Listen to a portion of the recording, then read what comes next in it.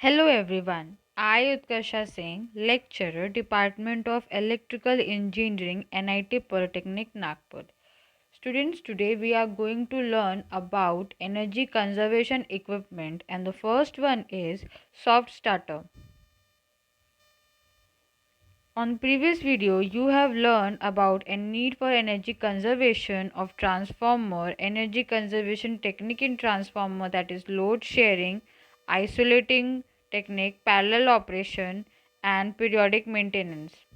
After watching this video you will be able to learn about energy conservation equipment soft starter. So, first the question comes that what is soft starter?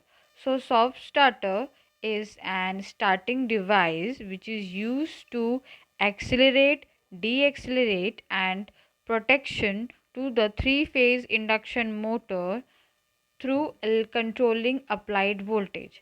देखो, three phase induction motor को start करने में, stop करने में and also for protecting it from damage हम soft starter का use करते हैं. ठीक है. सॉफ्ट स्टार्टर मैंने यहाँ लिखा है acceleration, deceleration and protection, which is means start, stop and protection.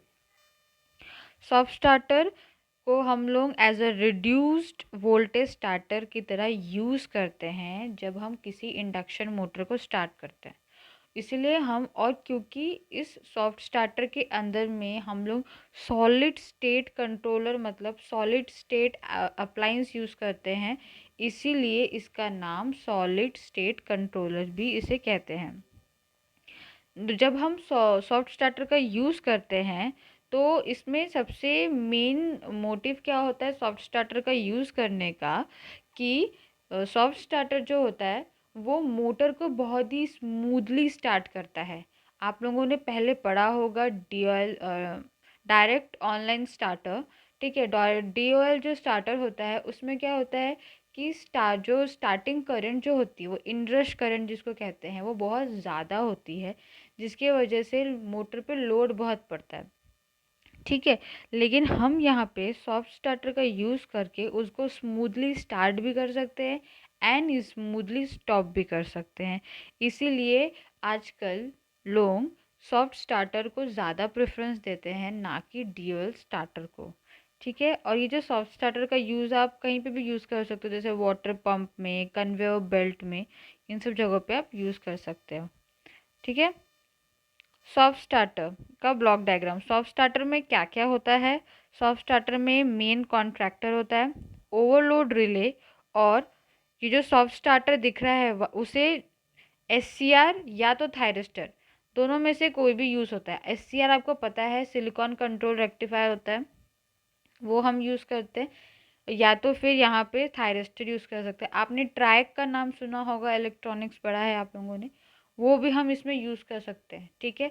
मतलब इलेक्ट्रॉनिक्स इक्विपमेंट इसमें यूज़ होते ही हैं, तभी जाके it gives a smooth and good start and stop to the induction motor. Soft starter में देखो यहाँ पे थायरिस्टर देते हैं, क्यों? ताकि वो मोटर के वोल्टेज को कंट्रोल कर सके.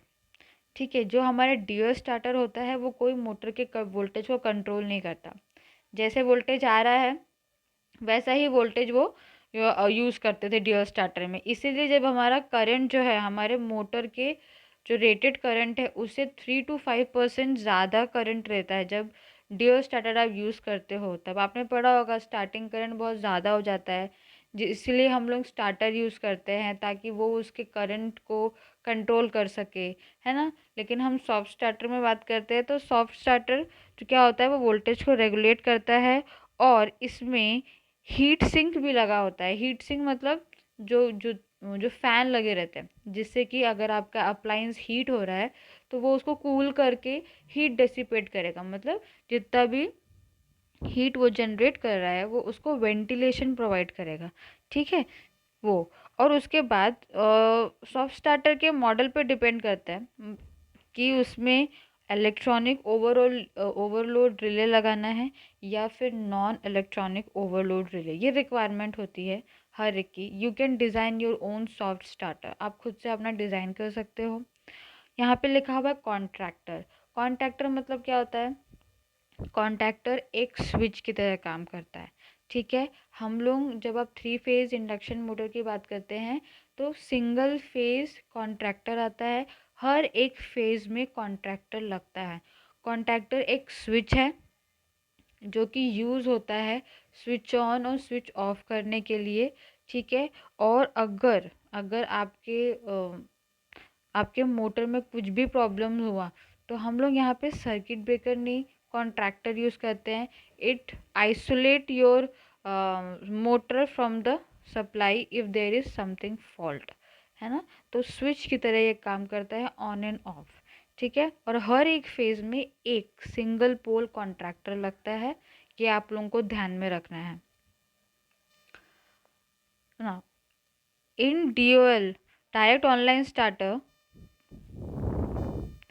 As you can see the diagram, in DOL, जो DOL हमारा कनेक्टेड है हमारे मोटर से, तो जब हम अपना मोटर को स्टार्ट करते हैं बाय यूजिंग DOL स्टार्टर, तब आप यहाँ देखोगे कि यहाँ पे जो ग्राफ दिख रहा है उसमें करंट और टाइम, जो हमारा स्टार्टिंग करंट रहता है ना, वो DOL स्टार्टर के यूज़ से कितना हाई होता है। As you can see the peak of the current, है ना। और जो ये इसे कहते हैं रेटेड करंट से, मतलब हमारा मोटर का जो करंट है उससे 3 to 5, 6, 5, 7% ज़्यादा करंट खींचता है वो मोटर को स्टार्ट करने में।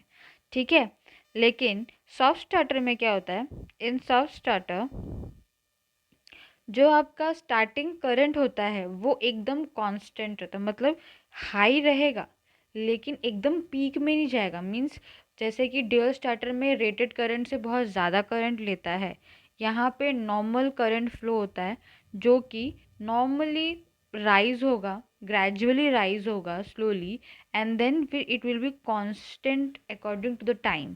ठीक है, इसीलिए हम लोग सॉफ्ट स्टार्टर इसको नाम दिए हैं क्योंकि ये स्मूथली आपके मोटर को रन करता है, स्टार्ट करता है। आप लोगों ने देखा होगा जब आप मोटर स्टार्ट करते हो तब भी एक तरह का जर्क लगता है उसमें, धक्का जैसे, क्योंकि वो बहुत ज़्यादा करंट खींच रही होती है। यहाँ पे वैसा नहीं होगा, it will be a smooth, जिसकी वजह से जो भी मोटर बहुत ज़्यादा करंट खींच रही होगी वो कम हो जाएगा। तो इसीलिए हम इसको एक एनर्जी इक्विपमेंट डिवाइस बोलते हैं, क्योंकि यहाँ पे वो आपके सप्लाई को रिड्यूस कर रहा है बाय कंट्रोलिंग द वोल्टेज। ठीक है, सो ये ग्राफ बहुत इम्पॉर्टेंट है।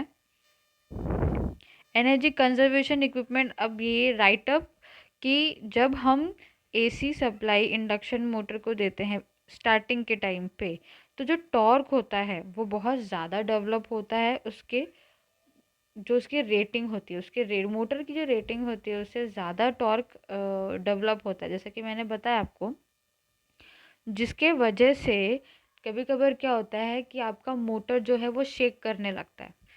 देखा होगा कभी कभार वाइब्रेशन बहुत ज़्यादा हो जाती है। क्यों? क्योंकि वो रेटेड करंट से बहुत ज़्यादा हाई करंट यूज़ कर रहे होते हैं। ठीक है, इसीलिए हम लोग वहाँ पे, और एडिशनली क्या होता है कि जब बहुत ज़्यादा उसमें, जब वो बहुत ज़्यादा इलेक्ट्रिसिटी यूज़ करने, कंज्यूम करने लगता है, तो जो उसका इनरश करंट होता है ना, वो +600% of the normal run current, जो उसका नॉर्मल रन करंट होना चाहिए उससे वो कहीं ज़्यादा गुना उसका इनरश करंट होता है। इसीलिए स्टार डेल्टा का जो यूज़ होता है उसको हम लोग पार्शली बोलते हैं, मतलब पहले आता था DL स्टार्टर, फिर नेक्स्ट में आया star delta starter. Star delta starter में क्या होता है कि स्टार्टिंग में आपका मोटर डेल्टा में कनेक्टेड रहता है और उसके बाद फिर वो स्टार में कनेक्ट हो जाता है। उससे क्या होता है कि आपका वोल्टेज जो है वो हाफ हो जाता है वोल्टेज। मैंने आपको प्रीवियस लेक्चर में इसके बारे में बताया है, एक स्टार डेल्टा का हमारा हुआ था, तो वहाँ पे वो क्या होता है, half of the voltage reduce हो जाता है, इसलिए वो पार्शियल प्रॉब्लम है। लेकिन सॉफ्ट स्टार्टर का यूज़ करने से ये जो प्रॉब्लम है जो पार्शियल है वो पूरी तरीके से क्लियर हो जाती है, क्योंकि यहाँ पे जो आपका स्टार्टिंग करंट है वो नॉर्मल रहता है, मतलब आपके रेटेड करंट के जितना, तो आपके मोटर को इतना इतना लोड नहीं लगता जितना कि ड्यूल स्टार्टर या स्टार डेल्टा स्टार्टर में लगता है। ठीक है, सॉफ्ट स्टार्टर जो है रिलायबल और इकोनॉमिकल सोल्यूशन देता है हर जो प्रॉब्लम्स को, जो भी मोटर के स्टार्टिंग में होता है, एक smooth stepless acceleration and D acceleration. Acceleration मतलब स्टार्टिंग के टाइम का, और डीएसेलरेशन मतलब स्टॉप के टाइम। मोटर, और ऑब्वियसली बात है, जब आप अपने मोटर को एक स्मूथ स्टार्टिंग एंड स्टॉप दे रहे हो, तब आपके मोटर की जो लाइफ स्पैन है वो थोड़ी और बढ़ जाती है। इसके वजह से जो उसका कंट्रोलिंग है स्टार्टिंग और स्टॉपिंग का, वो अच्छा रहे। तो जो एप्लीकेशन पॉइंट ऑफ व्यू से आप देखेंगे कि हम मोटर को बहुत सारे एप्लीकेशन में यूज़ करते हैं, तो उतना वो अच्छे से वर्क भी करेगा and it's life span is also increases. Advantage क्या क्या है? सबसे पहला, इम्प्रूव्ड एफिशिएंसी, क्योंकि जो इसकी एफिशिएंसी है, यहाँ पे हम लोग इलेक्ट्रॉनिक्स गैजेट यूज़ कर रहे हैं, जैसे कि मैंने ट्रैक बताया आपको, एससीआर यूज़ कर सकते हैं, है ना। ये सारे कैसे हैं? स्मॉल इन साइज़, कॉम्पैक्ट हैं, और काफ़ी जल्दी इनका जो स्विचिंग होता है, हाउ टू मतलब किसी भी इक्विपमेंट को बहुत जल्दी स्टार्ट करने का, है ना, वो बहुत बहुत ही फास्ट होता है। दैट इज़ वाई इससे क्या होता है, लॉसेस बहुत कम होते हैं और एफिशिएंसी बढ़ती है। ठीक है, so there will be improved efficiency. Control startup, आप इसका स्टार्टिंग करंट को कंट्रोल कर सकते हो स्मूथली, बहुत ही ईजली। ठीक है, by altering the starting voltage. Altering मतलब चेंज, हम वोल्टेज को चेंज कर सकते हैं। ये जो हम यहाँ पे इलेक्ट्रॉनिक्स डिवाइस लगाते हैं, एससीआर, थायरिस्टर, ट्राइक, ये सारे इक्विपमेंट यूज़ होते हैं वोल्टेज को कंट्रोल करने में, जो कि एक नॉर्मली इलेक्ट्रिकल डिवाइस नहीं कर सकता। इसलिए हम लोग इलेक्ट्रॉनिक्स इक्विपमेंट यूज़ करते हैं। ठीक है, तो इसके वजह से आप वोल्टेज को भी कंट्रोल कर सकते हो और अपने मोटर को स्मूथ चला सकते हो without any jerk. Controlled acceleration, जो एक्सीलरेशन जो स्टार्टिंग के वक्त में जो भी जर्क लगता है मोटर को, या रेटेड करंट से हाई करंट जाता है, वहाँ पे भी आप इसको कंट्रोल कर सकते हो। क्योंकि हम यहाँ पे इलेक्ट्रॉनिक्स स्विचेस यूज़ कर रहे हैं, तो कैसा है, कॉस्ट जो होती है वो बहुत रिड्यूस हो जाती है, क्योंकि जो इलेक्ट्रॉनिक स्विचेस होते हैं वो थोड़ा, उनका कॉस्ट थोड़ा लो रहता है। Summary, that on this video you have learned about energy conservation and soft starter. PO mapping. PO here mapped is PO 1, 2, 3, 10 and 1. On next video you will see about variable frequency drive. Thank you.